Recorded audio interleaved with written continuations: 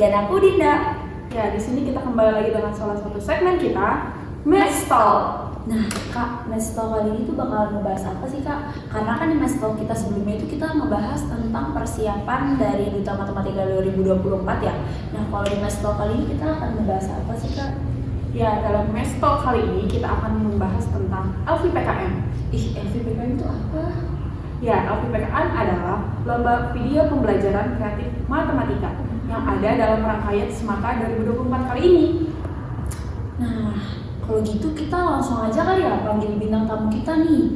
Jadi kita bakalan kedatangan bintang tamu dari juara LVPKM tahun 2023. Wow. Langsung aja kali ya, kita bisa bincang-bincang santai gitu ya sama kakaknya.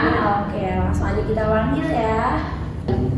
Nah, sekarang kita udah kedatangan bintang tamu kita nih. Boleh gak sih Kak dikenalin dulu nama, kelas, sama tahun lalu nih sebagai juara keberapa gitu di lomba LVPKM ini? Halo semuanya, kenalin nama saya Agista Amalia. Saya kelas 5B. Untuk tahun kemarin itu saya alhamdulillah dapat juara 3 untuk LVPKM tahun 2023. Kalau pas tahun 2022-nya alhamdulillah dapat juara 1. Iya, mungkin bisa lanjut aja kali ya sama pertanyaan-pertanyaannya gitu. Ya, mungkin langsung aja ya kita lanjut ke pertanyaan pertama, yaitu untuk apa aja sih yang harus dipersiapkan untuk lomba LVPKM ini? Sebenarnya netral aja gitu ya, kayak hal-hal yang biasa aja gitu yang perlu dipersiapin, kayak misal kan kita mau bikin video pembelajaran nih, tentu yang harus dipersiapin pertama materi yang mau diambil gitu, tentuin apa yang mau diambil materinya, terus udah ditentuin gitu mau ngambil apa, dianalisis materinya biar kita tuh tahu di dalam video itu tuh mau fokusnya tuh kemana gitu, atau misal materi aljabar, nah fokusnya itu apa mau cuma di perkalian dan pembagian aljabar aja atau pertambahan dan pengurangan aljabar aja gitu. Nah nanti kalau udah dianalisis materinya, nanti tuh di situ kalian bisa menentukan kayak kompetensi dasar atau tujuan pembelajarannya gitu ya, bisa ditentukan dari analisis materi itu. Terus selanjutnya konsepan videonya gitu. Konsepan videonya apa mau full animasi gitu kan, atau mau kontekstual kayak biasa yang ada nanti kalian yang muncul di video itu, atau mau dikolaborasiin juga, digabungin itu juga bisa. Itu segimana keunikan dan kemampuan dari kitanya aja gitu. Terus selanjutnya yang perlu disiapin device sih, device yang mendukung gitu. Usahain jangan pakai device yang yang sering error, atau kalau lemot mah mungkin standar ya, banyak yang lemot gitu. Cuman jangan sampai pakai device yang sering error gitu, karena nanti itu bisa menghambat banget pada saat proses pembuatannya gitu. Terus yang terakhir sih yang paling penting itu adalah harus langsung dikerjain secepatnya gitu. Jangan ditunda-tunda, karena pas proses pembuatannya itu kayak ada aja gitu, kayak kendalanya, pasti halangannya itu, entah halangan tadi device-nya error, atau misal internetnya selalu lemot gitu, atau materinya yang belum siap gitu. Pokoknya intinya kerjain aja dulu gitu. Entah itu cuman ngerjain openingnya doang nggak apa-apa, yang penting ada progres gitu. Jangan mepet deadline ya gitu ngerjainnya. Berarti penting banget nih, mungkin untuk hal yang terpenting itu kita matangin konsep dulu kali ya. Iya, Terus semua device-nya juga harus disiapin gitu ya. Pokoknya persiapannya benar-benar harus matang gitu ya. Iya, harus maksimal juga. Ini aja kali ya, jadi teman-teman juga pada kepo. Ayo Kak. Nah, pertanyaan selanjutnya itu ada nggak sih Kak kendala atau hambatan yang dialami pada saat pembuatan video LVPKM tersebut? Sebenarnya kalau dibilang kendala sih pasti ada ya, kendala dari 2 tahun pernah ikut LVPKM gitu. Salah satunya itu website yang saya pakai buat edit video animasinya itu ada limitnya gitu. Jadi limit untuk bisa di-download secara offline tuh maksimal cuma 2 menit gitu. Sedangkan saya mau bikin videonya itu bisa sampai 8 atau 10 menit gitu. Jadi bikinnya harus satu-satu. Itu sih sebenarnya yang paling bikin agak frustasi tuh itunya harus bikin satu-satu per frame-nya gitu. Terus selanjutnya device-nya yang agak lemot sih waktu pas tahun pertama itu. Itu device-nya lemot banget sampai waktu itu tuh website-nya tuh error, jadi nggak bisa ngedit selama 2 hari, sedangkan udah mepet deadline gitu. Itu terus sama yang terakhir pernah kehapus gitu. Itu kehapus itu seluruhnya kalau nggak salah sekitar 3 atau 4 hari sebelum pengumpulan, itu semua video dari awal sampai akhir itu kehapus semua, kurang lebih tuh udah berapa ya durasinya, udah 10 menitan kayaknya, 10 menitan itu kehapus semua animasinya, videonya. Iya, ngulang semua, itu bener-bener ngebut gitu. Tapi untungnya waktu pas bikin ulang lagi aman-aman aja gitu loh, nggak ada device yang lemot atau internetnya lemot gitu. Jadi tetap kejar lah itu 3 hari. Berarti emang harus di cross check juga gitu ya kalau website yang dipakai atau aplikasi yang dipakai ini emang benar-benar memadai semuanya atau enggak gitu. Iya, jadi benar-benar device juga tuh sangat mendukung gitu untuk bisa kelancaran kita dalam proses pembuatannya. Ya, mungkin buat tips buat teman-temannya mungkin bisa di copy dulu kali ya file. Iya. Iya. Biar ngeluar lagi kan. Sekarang kita lanjut ke pertanyaan selanjutnya ya Kak. Pertanyaannya itu aplikasi apa aja sih Kak atau website apa aja yang digunakan Kakak dalam pengeditan video LVPPM ini? Kalau saya karena videonya video animasi gitu, jadi pakainya website Animaker itu utamanya gitu untuk buat animasinya. Terus nanti udah dibuat animasinya gitu kan, jadi di dubbing secara mentahannya gitu biar menyesuaikan aja gitu dubbingan penyampaian materinya sama animasinya. Terus nanti udah selesai animasinya di download, nanti saya edit lagi di aplikasi CapCut gitu untuk buat ngegabungin semua video-video animasinya.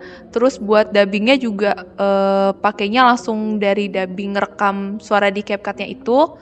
Terus nanti kalau misalnya udah saya download, tapi downloadnya cuman audionya aja yang download, nanti dari situ dijernihin lagi gitu. Mungkin teman-teman tahu ya kayak website buat bisa ngejernihin audionya gitu ya, itu dijernihin lagi di situ secara terpisah gitu, bukan pakai penjernih di CapCut-nya. Terus nanti kalau udah audionya dimasukin lagi, nanti dipakai penjernihin suara lagi gitu di CapCut-nya. Jadi hasil audionya itu benar-benar jernih dan nggak ada bocor kayak ada tukang bakso lewat atau suara orang ngobrol, orang luar gitu. Iya, suara angin-angin yang masuk gitu. Itu sih yang saya pakai buat ngeditnya. Kalau buat videonya utamanya sih Animaker gitu. Kalau audionya pakainya teman-teman kalau misalnya mau pakai penjernih suara itu bebas aja sih sebenarnya, mau pakai website yang mana juga itu sama-sama bagus juga. Ya. Berarti setiap step-stepnya itu hampir beda-beda gitu ya Kak aplikasinya. Iya, beda-beda. Kompleks banget ya. Iya. Pertanyaan selanjutnya yaitu apa sih Kak tips and triknya supaya bisa menjadi juara nih di LVPPM ini? Sebenarnya kalau tips and trick itu ada banyak ya. Setiap orang kan penerapannya beda-beda gitu ya untuk bisa jadi juara gitu. Cuman hal-hal yang saya terapkan gitu ya waktu pas penyusunannya gitu, itu pertama ini sebenarnya saran dari juri tahun lalu gitu. Itu saat penyusunan kompetensi dasar atau tujuan pembelajarannya itu jangan lupa untuk pakai teknik ABCD gitu. Jadi mungkin nanti bisa di-searching lagi dia lengkapnya.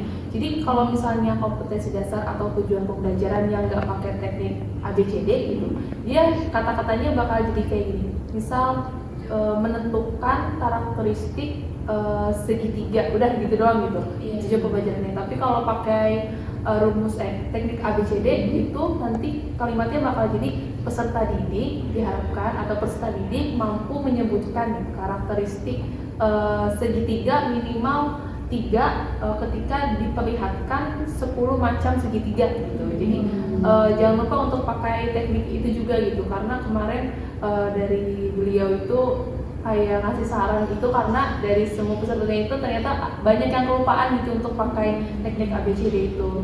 Jadi jangan sampai lupa. Terus yang kedua itu peruntutan penyampaian materi di videonya gitu. Misal runtutannya kayak gini. Pertama itu opening dulu. Openingnya itu nanti isinya bisa kayak video opening teman-teman gitu ya. Terus jangan lupa perkenalan juga. Nggak harus semua kelompok teman-teman diperkenalkan di video itu. Yang penting itu kan konsepnya kita misal jadi seorang pengajar yang ingin membuat media untuk siswa gitu kan. Jadi perkenalkan itu yang ada di video itu, yang suaranya muncul gitu, yang orangnya muncul atau enggak yang suaranya muncul gitu ya. Kalau misalnya cuma dari semuanya harus dikenalin gitu biar siswanya itu tahu gitu, oh di dalam video itu ada siapa aja gitu. Terus setelah opening, kalian hubungkan materi yang mau dibahas itu ke kehidupan sehari-hari gitu. Jadi ada kaitan kontekstualnya gitu, biar tahu. Misal kalian tahu gak sih pembangunan rumah atau pembangunan gedung atau pembangunan jembatan itu pakai prinsip Pythagoras gitu. Jadi ntar dihubungkan dulu materi yang akan dibahas ke kehidupan sehari-hari gitu.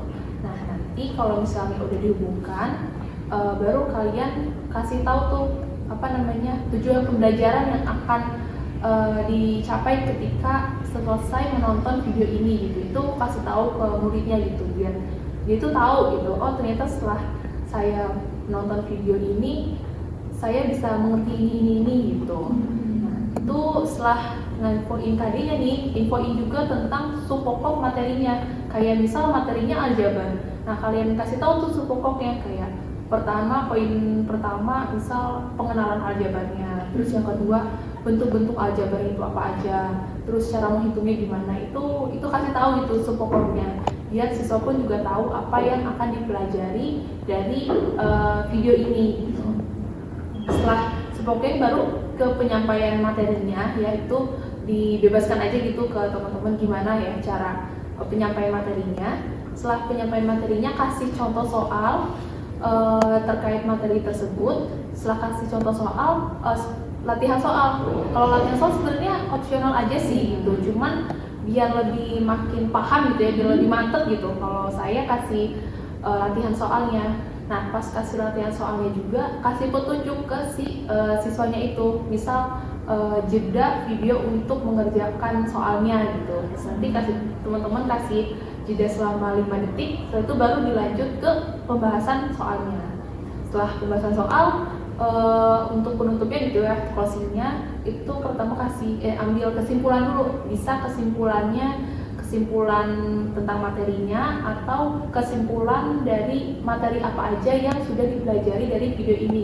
Kayak misal, pada video ini kita udah mempelajari tentang apa itu aljabar, bentuk-bentuknya gitu. Jadi kesimpulannya itu bervariasi lah, bisa teman-teman atur sendiri gitu ya, gimana enaknya. Setelah kesimpulan baru ke penutupnya, kayak penutupnya itu ucapkan terima kasih dan sampai jumpa di video selanjutnya gitu. Habis itu baru dikasih video penutupnya, entah itu lagu atau gimana gitu ya. Ya, selanjutnya yang ketiga itu nentuin color palette sih. Jadi kayak misal teman-teman mau backgroundnya itu polos aja gitu, cari color palette itu yang netral aja gitu, jangan cari warna yang ngejreng kayak hijau neon atau kuning gitu ya, karena itu bisa mengganggu si penglihatan siswanya gitu. Bisa pakai warna hitam bisa, atau kayak biru dongker bisa, atau biru kayak jaket kakak semuanya juga bisa gitu. Jadi ntar untuk warna teksnya juga bisa disesuaikan gitu. Tapi enaknya sih kalau untuk teksnya itu warna putih atau enggak warna hitam, jadi bisa disesuaikan. Kalau backgroundnya gelap ya berarti teksnya terang gitu ya, warna putih, dan sebaliknya gitu. Terus selanjutnya color palette kan kalau misalnya teman-teman pakai backgroundnya polos. Kalau misalnya mau pakai latar belakang tempat kayak sekolah atau rumah sakit gitu, itu juga bisa disesuaikan sama warnanya, jangan terlalu banyak gitu, biar itu nggak jadi distraksi buat si siswanya gitu. Kalau misalnya ada teks juga, teksnya warnanya disesuaikan juga. Itu untuk yang color palette. Terus selanjutnya untuk teksnya gitu ya. Untuk teksnya juga sesuaiin, jangan terlalu besar, jangan terlalu kecil gitu. Karena itu bisa mengganggu juga gitu. Hal sesederhana itu bisa mengganggu proses siswa untuk memahami materinya gitu. Jadi tipsnya, misalkan kalau kalian lagi edit terus ngerasa kekecilan, di view-nya itu di fullin gitu. Pas udah dilihat full HP kalian itu apakah udah pas atau belum gitu ya.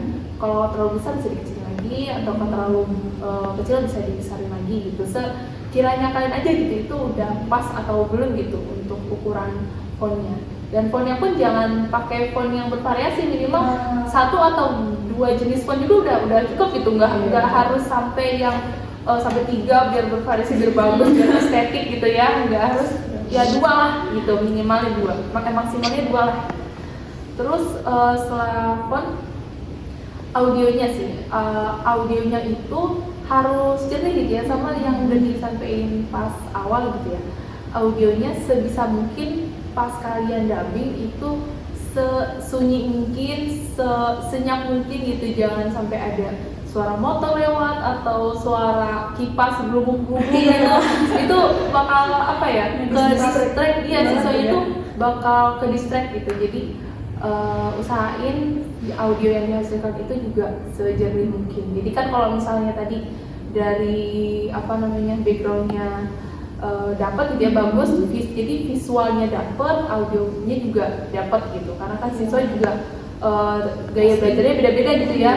Jadi biar semua jenis gaya belajar siswa tuh bisa terangkum dalam satu video pembelajaran ini.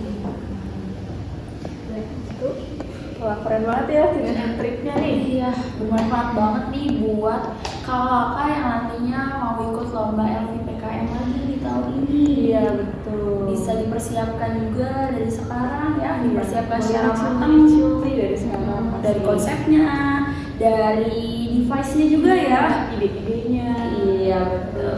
Mungkin penetapan materinya juga kali ya. Iya. Sama itu satu lagi, jadi pas kalian penyampaian materinya gitu ya, jangan terlalu banyak informasi gitu dalam satu frame. Jadi kan video pembelajaran itu kan nggak kayak kita presentasi terus banyak kata-kata di dalamnya gitu ya. Lebih baik kata-katanya itu diubah jadi bentuk audio aja gitu. Jadi yang kata-kata yang ada di video itu, di frame itu bentuknya PowerPoint aja, poinnya gitu. Sisanya ucapkan dengan bikin sebagai audio. Iya. Karena kalau misalnya dalam satu frame itu terlalu banyak informasi tuh bisa membebani kognitif si siswanya juga gitu. Karena terlalu banyak informasi yang harus diserap gitu.